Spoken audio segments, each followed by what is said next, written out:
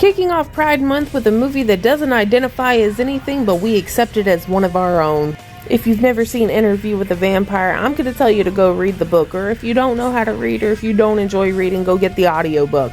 Because this is a damn good movie, and this is a damn good book, and this is a damn good series.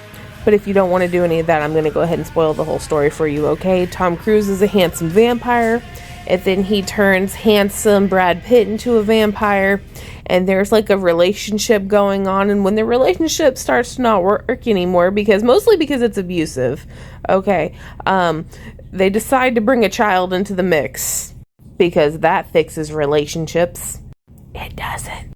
But then it's like 30 years later, and you realize Kirsten Dunst is having that same problem as that little girl in The Orphan, where she's like a woman in her 30s, but she's stuck in like a 9-year-old's body.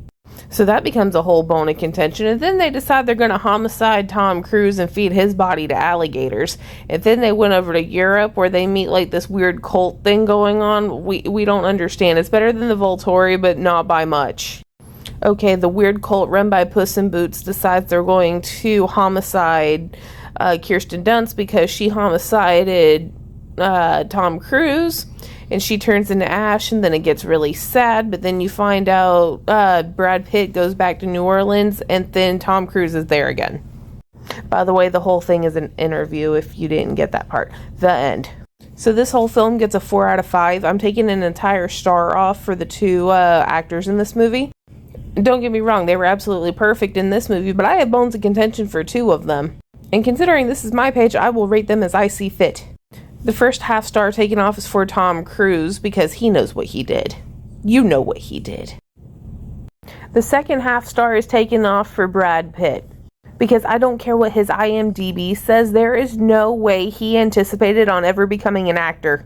I am very confident this man's goals in life was to sit outside the Quick Stop and bum people for cigarettes.